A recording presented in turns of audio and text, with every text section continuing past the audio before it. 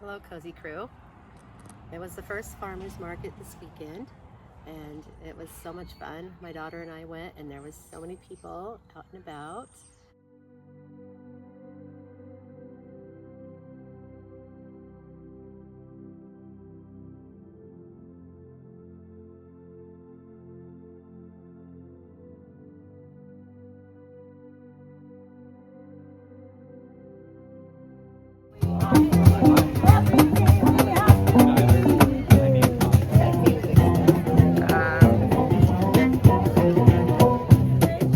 So we've been looking forward to it opening all year, and there was so many new vendors and there was people everywhere, and it was so much fun. The weather was gorgeous, and I got to bring my farmers market basket and fill it with all the goodies we found.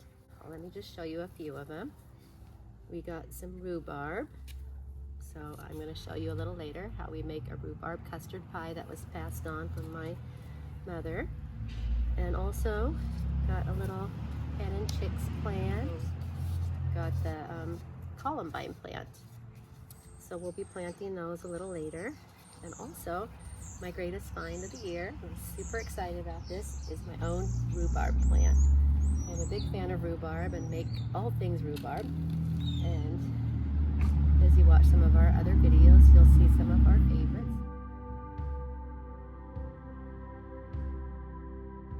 There's something about rhubarb that just tastes like summer, tart and bright and full of fun.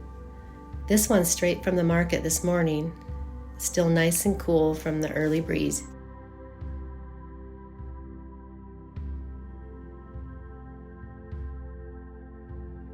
Growing up in the Pacific Northwest, we had a lot of access to fresh ingredients and grew up on recipes like this with no frills and just honest ingredients and a little love stirred in.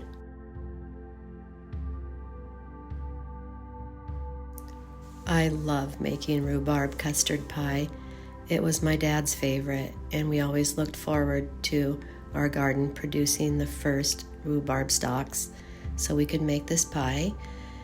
And my mom used to always say how rhubarb can teach you balance. Too much sugar and you lose the magic. Too little and you pucker up.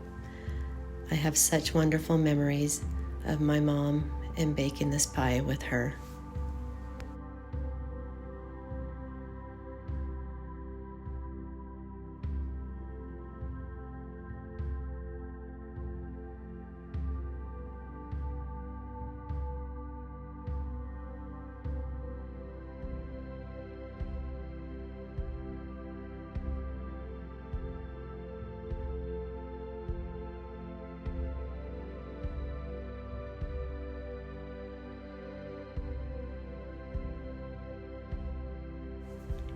I always mix the filling by hand.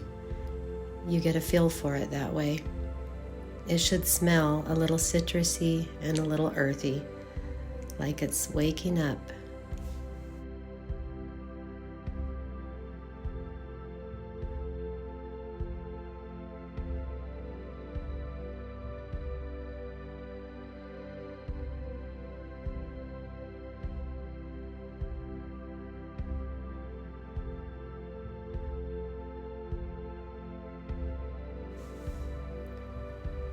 Once the filling's tucked in, I like to think of the crust as kind of a blanket, tucking it in for its warm nap in the oven.